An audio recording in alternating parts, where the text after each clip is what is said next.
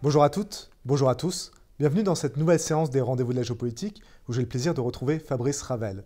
Aujourd'hui, nous allons aborder une notion, ou plus exactement un trait de caractère ou de tempérament, dont l'influence en géopolitique peut être aussi bien néfaste que peut-être positive, c'est du moins ce que nous envisageons. Et on va se poser la question suivante. Est-il nécessaire, paradoxalement, d'être téméraire pour l'emporter en géopolitique ?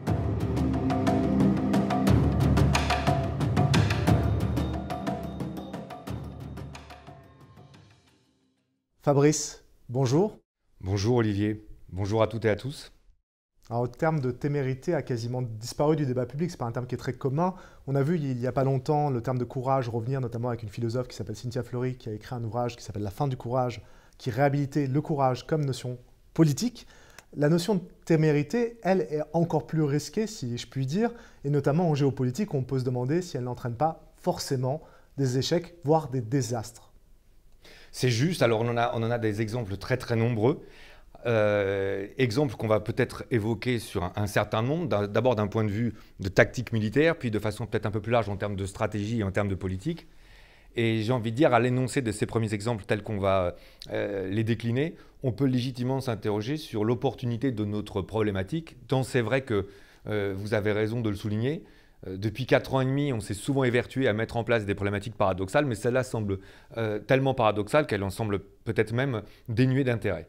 Surtout que, effectivement, particulièrement dans l'histoire française, on a des exemples qui sont très prégnants.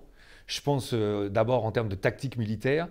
Et quand on parle de témérité, j'ai l'impression que même parmi les plus jeunes, on a forcément ces images de charges anciennes de cavalerie qui tout d'un coup s'ébranlent à la fois dans la fureur, le bruit, l'exaltation, mais qui finissent d'ailleurs toujours très très mal. Et malheureusement, l'histoire française est assez riche de ce genre d'exemples qu'on en juge. On a d'abord une première bataille, parce que je pense d'abord bien sûr aux batailles du Moyen-Âge ou médiévales, celles dans lesquelles la chevalerie française va faire à la fois preuve d'un courage qu'on qualifiera d'insensé, mais dont généralement la fin est toujours assez catastrophique. On a d'abord la fameuse bataille des Éperons d'Or, ou la bataille de Courtrai du 11 juillet 1302, où déjà, alors que les Français sont sur le point de remporter la victoire, la chevalerie française considère que ce n'est pas suffisant et donc elle se lance à l'assaut de positions fortifiées, ce qui finit par faire perdre la journée et la bataille. Et puis dans la continuité, comme si on n'avait rien appris, lors on va dire, des fameux combats de la guerre de 100 ans contre les Britanniques, on a une première défaite majeure à Crécy-le-Ponthieu en 1346, puis on a la bataille de Poitiers en 1356, et puis on a surtout Azincourt en 1415, où là, à chaque fois, de façon répétée, on a la chevalerie française qui est plus nombreuse et qui décide, parce que le geste est beau, qu'il faut s'élancer à l'assaut de l'ennemi, et dont on voit bien à l'issue de la journée, tellement elle est un désastre, que finalement, cette témérité était folle. Alors, ce n'est pas les seuls exemples, parce qu'on a aussi une journée qui est très très célèbre, qui a été plusieurs fois repris d'ailleurs par les plus grands écrivains français, le 18 juin 1815, la célèbre bataille de Waterloo. Et là, il y a un moment qui est particulièrement mis en avant, quand vers 15 heures, le maréchal Ney décide, dans un geste formidable, de lancer la totalité de la cavalerie française à l'assaut, sans bien sûr préalablement avoir pris la précaution de vraiment mesurer le terrain ou de vraiment voir le dispositif adverse. Et là, on a des tableaux qui sont extraordinaires, qui montrent tout d'un coup qu'il y a comme une sorte de frisson qui vient saisir, Olivier, la totalité des escadrons français, dont au fur et à mesure, ils s'ébranlent les uns derrière les autres, comme entraînés dans une sorte de frénésie. Et là, on voit tout d'un coup les cuirassés, les chevaux légers, les lanciers fameux, les lanciers rouges de la garde qui tout d'un coup partent tous à l'assaut. Ça commence toujours de façon formidablement esthétique, mais ça vient se briser sur les fameux carrés anglais. Et on sait comment malheureusement la journée finit jusqu'au pantalon rouge d'ailleurs de 1914, où il faut rappeler que les Français, c'était d'ailleurs dans les instructions des manuels de l'armée française en 1913, décident que de toute façon, par le simple enthousiasme et par le simple courage, on emporte tout. Alors évidemment, à l'énoncé déjà de ces exemples-là, on pourrait se dire, bon, la témérité en géopolitique, la question ne se pose pas. Et d'ailleurs, c'est assez intéressant que de rappeler qu'en 1495, pour une fois où une telle attitude avait été couronnée de succès, les Italiens avaient donné un nom à cette attitude, la furia francese. Parce qu'en fait, les Français étaient dans une situation désespérée, et là, pour une fois, les voilà saisis de la même ardeur, dira-t-on, et de rompre d'ailleurs les lignes italiennes Et c'est quelque chose d'ailleurs qu'on retrouve dans la littérature. Moi j'ai le sentiment, notamment à travers Cyrano de Bergerac, dans lesquels évidemment les scènes sont toutes plus connues les unes que les autres, dans lesquelles évidemment les enseignements sont très importants, et il y en a en politique ou en géopolitique, me semble-t-il, et même si ce n'est pas forcément celles et ceux qui sont le plus mis en exergue. Mais quand à un moment au début donc de Cyrano de Bergerac, on a Cyrano qui lance tout son argent sur la scène de théâtre, il y a un de ses amis quand même qui vient le voir et qui lui fait remarquer à quel point ce geste est déraisonnable. Et Cyrano de lui répondre « Plus rien ne me reste, mais quel geste ?» Donc là déjà on se rend compte que la témérité, bon d'accord, mais ce serait donc qu'une posture. Et il ne faudrait pas croire que ce soit seulement les Français qui en étaient victimes, parce que les Britanniques eux-mêmes ont connu des désagréments de la sorte. On peut rappeler la célèbre scène qui est mondialement connue, puisqu'elle a fait l'objet de 2 films, dont un du metteur en scène Richardson en 1968. C'est la fameuse charge de la brigade légère, où là on retrouve tout. La condescendance par rapport à l'adversaire, les certitudes de la caste, l'envie que de briller plus par rapport à ses collègues que de remporter une victoire. Et tout d'un coup, on voit toute cette brigade britannique qui part allègrement se faire hacher menu face à une position russe fortifiée qui est redoutable et dont, à la limite, personne ne reviendra et dont aucun généraux ne voudra d'ailleurs accepter, on va dire, la paternité. Donc on voit bien à ces exemples militaires-là que la témérité, à travers les siècles et à travers toutes les civilisations, a priori, n'est pas très compatible avec la géopolitique. On le voit, il apparaît de ce que vous êtes en train de dire que c'est un très beau geste, littérairement, esthétiquement, picturalement parlant. D'un point de vue tactique, on ne serait plus proche du désastre. Et si on pense au niveau stratégique et au niveau politique, là, quelles sont les conséquences de la témérité? Mais a priori, c'est encore pire. A priori, c'est encore pire parce que là, évidemment, on peut se relever d'une défaite lors d'une bataille. Mais alors, quand en plus on a ce genre de comportement, ce genre d'attitude au niveau stratégique, déjà, on voit bien que les conséquences peuvent être d'une amplitude non équivalente. Et là, les exemples seraient aussi très nombreux. Si vous me permettez, je vais en prendre 3. Il y a la fameuse campagne de Russie lancée par Napoléon le 21 juin 1812, dont on voit bien d'ailleurs qu'elle se perd à la fois plus dans l'espace russe, d'ailleurs, si vous me permettez, Olivier, que dans la neige. Ce qui est assez intéressant, c'est qu'en termes de transition, le général de Caulaincourt avait écrit ses mémoires, notamment les tomes 1 sur cette bataille de la Russie. Et ce qu'il faut savoir, c'est que quand l'armée allemande ou la Wehrmacht est partie à son tour à l'assaut de l'Union soviétique le 22 juin 1941, et que des pluies diluviennes avec la fameuse Raputitsa, la boue russe, a commencé à enliser l'armée allemande, les généraux allemands de la Wehrmacht étaient tous en train de commander des exemplaires des mémoires de Caulaincourt pour savoir quel était le sort tel qu'il les attendait. Et on voit bien d'ailleurs, à l'issue de ces 2 campagnes, le désastre qui a touché les 2 pays qui les ont lancés. Quant à Pearl Harbor, le 7 décembre 1941, c'était assez intéressant, c'est peut-être moins connu en Occident, de rappeler que l'amiral Yamamoto, qui était considéré comme l'une des plus grandes figures emblématiques de l'état-major japonais, et qui avait passé du temps aux États-Unis, avait fait remarquer à ses collègues que l'assaut qu'il se proposait de faire était d'une dangerosité qu'il ne mesurait pas. Et on voit bien d'ailleurs que Pearl Harbor finit à Nagasaki, enfin d'abord à Hiroshima et Nagasaki, 6 et 9 août 1945. Et on voit bien là que la témérité nous amène à un abysse considérable. Alors, pour finir nos propos, il y a dans l'histoire de France un personnage qui est emblématique. C'est Charles, duc de Bourgogne, Charles le Téméraire, puisqu'en fait, comme épithète, il porte lui-même sur son nom ce surnom affublé. Et peut-être faut-il rappeler que la fin ne va pas être plus brillante, puisque en fait, en 1477, le 5 janvier, il meurt lors de la bataille de Nancy. Encore faut-il préciser que sa fin est particulièrement dure, puisque son corps n'est retrouvé que 3 jours après, totalement dénudé parce que, en fait, dépouillé par les détrousseurs de cadavres, et le visage et le corps à moitié rongés par les loups. Donc le moins qu'on puisse dire, c'est que si on s'arrête là, comme on le voit bien dans la biographie que lui consacre Marcel Brion, en gros, sa témérité l'aurait conduit à un désastre, et ça ressort d'autant plus qu'il affrontait Louis XI, dont le surnom, l'universel Aragne, laisse à penser qu'il faut beaucoup plus de raison et de mesure que de témérité pour réussir en géopolitique. Et pourtant, malgré ces illustrations par l'échec de la témérité et tous des termes très durs qui sont employés à l'égard de la témérité, la condescendance, la déraison, la démesure, la folie, il y a des cas et des situations où la témérité peut être synonyme de succès et de victoire. C'est ça. Et là, ça va peut-être être plus surprenant à entendre pour nos auditeurs, mais on a au moins autant d'exemples de succès exceptionnels atteints grâce à une posture de témérité que d'échecs, ce qui va d'ailleurs nous amener à justifier notre problématique, n'est-ce pas, finalement, puisque finalement, là, évidemment, on pourrait dire, oh là là, mais à nous écouter, on dirait, bon, bah, la question semble réglée. Mais non, parce que si on reprend donc notre déclinaison bataille militaire, campagne stratégique ou même choix politique, ce qu'on remarque, d'abord, c'est qu'au niveau des batailles, bah, on pourrait en citer au moins autant qui l'ont été emportées contre toute raison, grâce, on va dire, à une témérité folle. En France, d'ailleurs, là aussi, on a une histoire qui est chargée de ce genre d'exemple. On a bien sûr la victoire d'Arcole, où là, tout d'un coup, contre toute logique, c'est même contre toute logique militaire, on a tout d'un coup le général Bonaparte. Alors ça, c'est la réputation qui s'en est faite, mais qui s'élance à l'assaut de ses troupes sous la mitraille qui balaye le pont. Et tout d'un coup, alors que normalement, il n'y a aucune raison qui semble donner la victoire est arrachée. Mais on pourrait dire aussi que grâce au général Dessex, la victoire qui semblait être perdue à Marengo en 1800 est remportée. On pourrait faire remarquer également que la plus grande victoire française à ce jour, la bataille d'Austerlitz de décembre 1805, est remportée à 1 contre 2.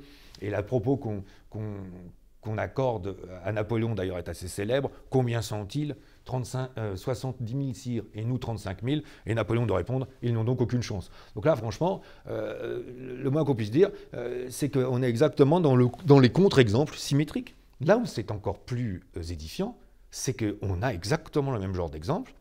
Et là, on va peut-être s'étendre un peu plus de ce point de vue-là sur les exemples stratégiques, parce qu'ils amènent à des victoires ou à des succès qui sont d'autant plus retentissants que les risques ont été élevés. Et alors, là où c'est assez étonnant, c'est qu'on va d'ailleurs pouvoir enchaîner sur un certain nombre d'exemples, je pense notamment à la Deuxième Guerre mondiale, qui s'enchaînent. Parce que, d'abord, le premier exemple est une sorte de contre-exemple. Quand l'armée allemande s'élance à l'assaut de la Pologne, dans la campagne de Pologne, donc initiée le 1er septembre 1939 jusqu'à peu près la fin de septembre 1939, ce qu'on oublie toujours de trop mettre en avant avec cette fameuse drôle de guerre qui va suivre, c'est que l'armée française reste l'arme au pied. Et c'est que les Français déclarent la guerre le 3 septembre, mais ils ne bougent pas. Or, comme le diront beaucoup de généraux allemands, et là on en retrouve des traces très nombreuses, on les retrouve dans les traces du général Heinz Guderian, on les retrouve dans les mémoires de Franz Manstein, on les retrouve dans le fameux ouvrage de Lidl en anglais The Other Side of the Hill, où quand les généraux allemands parlent ou témoignent, les généraux allemands s'accorderont tous à dire que si les Français avaient attaqué dès ce moment-là, mais la guerre était finie pour l'Allemagne dès le départ. Ce qui laisse forcément un peu amer, n'est-ce pas, Olivier, sur le fait que on n'a pas osé.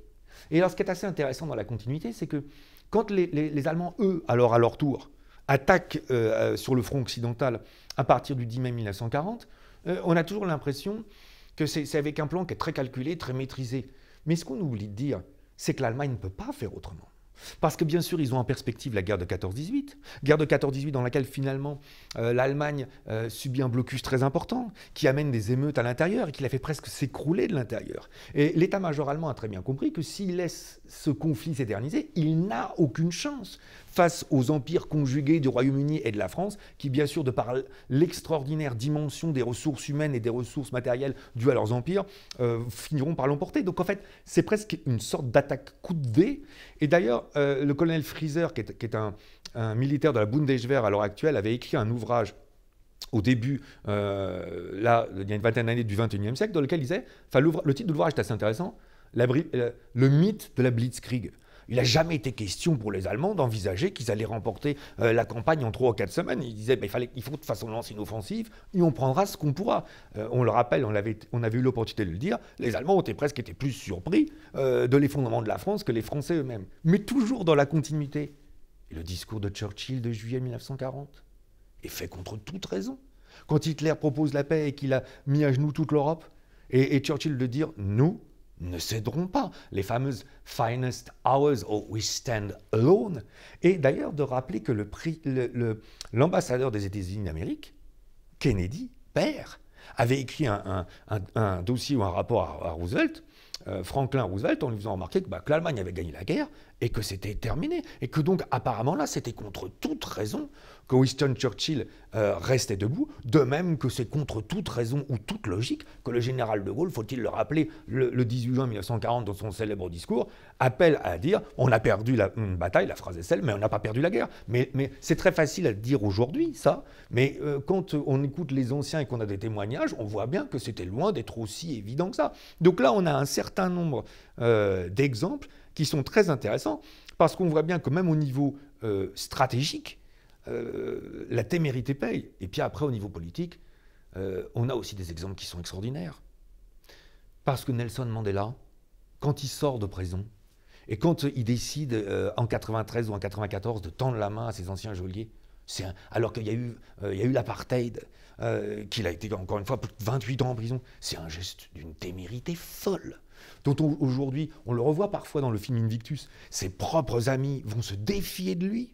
Et quand on reprend, je prends un autre exemple, Alej Wałęsa, au syndicat Solidarność, qui soulève dans les années 80, et il faut remettre les choses en perspective. Il y a eu l'écrasement de Berlin en 1953, il y a vu l'écrasement sanglant, bien sûr, de Budapest en 1956, puis le printemps de Prague en 1968. Nombreux ont été ceux qui ont dit ces Polonais sont décidément trop romantiques, ils vont se faire complètement écraser par l'armée soviétique, donc ça paraissait totalement déraisonnable, et pourtant, on sait ce qu'il en est advenu. Et peut-être de citer les exemples fourmillent. Aussi un autre exemple en revenant à la Bourgogne. Parce que ce qui est assez intéressant, c'est qu'on accuse souvent Charles le Téméraire de dire sa seule témérité a causé la perte de la Bourgogne. Oui, mais ce qu'on oublie de dire, c'est que la Bourgogne, entourée qu'elle était par ses adversaires, assez réduite au départ en termes de territoire, n'était-elle pas condamnée à être téméraire pour exister, pour s'élargir et même pour se développer? De ce point de vue-là, ce qui est assez intéressant, c'est qu'il y a un ouvrage fantastique, merveilleux, que j'encourage tous nos auditeurs à écouter, écrit par Bart Van Loo, qui s'appelle « Les Téméraires ». Et le titre est assez intéressant, parce que les téméraires, ça veut dire qu'en fait, Charles le Téméraire était dans la continuité de tous ses aïeux, dont d'ailleurs un certain Philippe II dit le Hardi. Ça va être intéressant de faire les comparaisons, auxquelles la Bourgogne doit sa puissance. Parce que là, il y a eu un autre ouvrage de Jean-Philippe Lecat, qui est aussi intéressant dans son titre, quand flamboyait la toison d'or, le fameux ordre justement institué par les ducs de Bourgogne, ce qui laisse à penser qu'il y a eu une époque fantastique, durant laquelle d'ailleurs la Bourgogne est allée jusqu'aux Pays-Bas, c'est-à-dire Belgique et Hollande aujourd'hui comprises, si on peut être cette expression. Et ce qui est assez intéressant, Olivier, c'est qu'après tout, ces ducs de Bourgogne ne sont-ils pas les prédécesseurs d'abord du rêve d'une Autriche-Hongrie transnationale et d'un projet aujourd'hui au XXIe siècle qui doit toujours nous habiter, à savoir la construction d'une Europe? Parce qu'il faut rappeler quand même, quelle témérité que de vouloir avoir 5, 10, 15 ans après le nazisme, créer d'abord la Communauté européenne de défense, certes qui a échoué, et puis surtout de partir sur cette folle aventure qu'est la construction européenne à travers le traité du 25 mars 1957, traité de Rome. Ça, c'était quelque chose de fou aussi, quand on se remet en perspective de l'histoire européenne. Alors, il y a quelque chose que je trouve intéressant et qui ressort, c'est aussi on est condamné à la témérité. Des situations qui sont catastrophiques nous poussent à faire preuve de témérité, et c'est un trait qu'on a pu retrouver dans certains exemples que vous avez donnés, l'exemple de l'Allemagne en 39-40 et puis l'exemple de la Bourgogne. Mais il y a surtout, commun aux situations d'échec comme de succès, cette démesure. Les victoires sont soit époustouflantes, les défaites sont spectaculaires, donc il y a une démesure dans un succès comme dans un échec, c'est un trait commun. Mais une fois qu'on a dit ça, on voit donc la témérité peut entraîner le meilleur comme le pire, ou le pire ou le meilleur. Comment prendre la mesure du risque à prendre? Alors ça, c'est toute la question. Maintenant qu'on a, j'ai presque envie de dire, validé ou justifié notre problématique, la question reste, j'ai envie de dire, presque pleine et entière. Et là, j'ai le sentiment qu'il y a 3 paramètres qui se conjuguent, et que c'est la conjugaison de ces 3 paramètres qui doit amener le décideur, le leader, que ce soit d'ailleurs dans le cadre d'une entreprise ou d'un État, à faire des arbitrages. Et là, ça va être assez intéressant, parce que d'ailleurs, on voit bien, on y reviendra, qu'effectivement, on oscille sur un chemin très étroit entre une témérité, puisque le terme reste quand même assez péjoratif en français, qui nous conduirait à l'abysse de défaites catastrophiques, et puis une hardiesse qui serait a posteriori encensée. C'est peut-être dans la posteriori qu'on va trouver quelque chose qui serait encensé parce que la victoire était tellement inattendue qu'elle en devient symétriquement remarquable. Alors, d'abord, il y a une première chose qu'il convient de mettre en avant. Tout dépend déjà dans quel contexte psychologique, mais au-delà de ça, géopolitique ou militaire ou politique, on prendrait une telle décision. Parce qu'évidemment, ce qu'on remarque à travers tous nos exemples, si on les reprenait un par un, mais ce serait fastidieux, ce qui amène peut-être les différences entre la première phase où on a plutôt décliné les échecs et la deuxième phase où on a plutôt décliné les succès, c'est que dans la première phase, on a plutôt affaire à une sorte d'instinct non réfléchi, une sorte où d'un coup, on est confronté à une convergence d'aspects qui, en plus, s'entremêlant les uns les autres, ont l'air de nous conduire à des décisions inextricables. Et là, tout d'un coup, plutôt que de se continuer à réfléchir, on se jette dans une situation plus qu'on la réfléchit. Mais à contrario, si c'est une réflexion qui est aboutie, si c'est une réflexion qui consiste à dire, bon, j'ai identifié l'ensemble des risques, j'ai identifié l'ensemble des paramètres ou des inconnus. Et d'ailleurs, c'est assez intéressant parce que ça nous mettrait en résonance avec certaines de nos séances précédentes sur la stratégie, telles que nous l'enseigne Sun Tzu à travers l'art de la guerre, telles qu'on le retrouve dans le concept de la fortuna de Machiavel. Machiavel, dans Le Prince, nous dit il faut faire disparaître le hasard, mais il faut le comprendre, le maîtriser et le savoir pour pouvoir ensuite prendre la décision à juste titre. Et d'ailleurs, on le retrouve aussi formulé dans De la guerre de Karl von Clausewitz, à travers le concept très très célèbre du brouillard de guerre. C'est-à-dire qu'en gros, tous ces auteurs s'accordent à dire ne pas l'éliminer de la pensée, mais le réduire au maximum, de telle sorte que quand on prend le risque, on le prend en conscience de cause et en le minimisant un maximum. Il y a un deuxième aspect qui est assez intéressant, c'est que tout dépend aussi du contexte dans lequel on se trouve. Parce qu'est-ce qu'il n'y aurait pas des contextes qui favorisent forcément cette prise de risque? Et me semble-t-il, il y en a deux principaux. Il y aurait le contexte de puissance émergente, qui de toute façon étant tellement dépassé par la puissance des grands États installés, ou des grands royaumes, ou des grandes monarchies dans les temps anciens, ou des grandes puissances aujourd'hui, se doivent de prendre des risques pour exister. Ou à contrario, de puissances qui sentant que le déclin semble inexorable, ou que de puissances qui ont subi un certain nombre de revers, ou de forces politiques qui ont subi un certain nombre de revers, se disent que de toute façon, là, il va s'agir de prendre un risque pour essayer de contrebalancer ou de lutter contre une mécanique qui semble inexorable. Donc là, on voit bien déjà, quand on évoque ces deux aspects, que tout d'un coup, ça devient moins le résultat d'une sorte de pulsion que d'une sorte de réflexion, ce qui n'est déjà pas du tout la même chose, qui correspondrait à la fois à une situation qu'on aurait maîtrisée d'un point de vue de pensée stratégique et qui correspondrait de toute façon au contexte dans lequel on se retrouverait. Ce qui nous amènerait à considérer finalement que, pour reprendre la dimension de l'avantage et de l'inconvénient, de l'échec ou du succès, si vous m'y permettez, Olivier, on se retrouverait dans une situation un peu, une analogie ou une image assez facile, d'une pièce à deux faces qu'on lancerait, qu'en partie le hasard ferait tomber sur l'une des deux. Et bien sûr, on voit bien alors témérité, échec, et puis hardiesse, formidable victoire.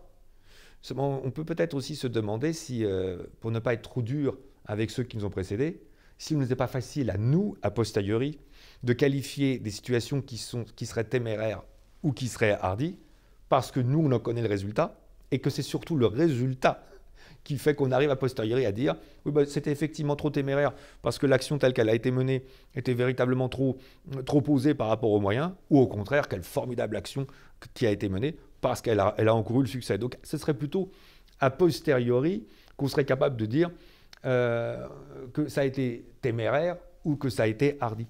Ce qui laisse à penser peut-être que c'est un chef d'État important au XXe siècle qui a le mieux, j'ai envie de dire, synthétisé et expliqué la logique qu'il fallait avoir à travers une citation que j'apprécie particulièrement par rapport à la témérité en géopolitique. Alors, qui est ce chef d'État et quelle est cette formule? Je pense que le personnage qui résume le mieux cette situation, c'est Theodore Roosevelt, 26e président des États-Unis, de 1901 à 1909. Et je pense que c'est très très important que de le resituer parce qu'on voit bien qu'on est dans une période où les États-Unis sont naissants, non pas en tant qu'État, mais sont naissants en tant qu'acteurs en géopolitique. Et on voit bien la volonté de Theodore Roosevelt, sa propension à s'inscrire dans une dynamique volontariste. Donc la phrase est assez belle. S'il échoue, comment il échoue en osant de grandes choses, de sorte que son âme ne soit jamais parmi ces âmes froides et timides qui n'ont jamais gagné et qui n'ont jamais perdu. Seuls les sages sont des fous, seuls les fous sont des sages. Merci Fabrice pour cette formule. Merci à vous. Nous voici donc arrivés au terme de ce nouveau numéro des Rendez-vous de la géopolitique. Merci à toutes, merci à tous de nous avoir suivis.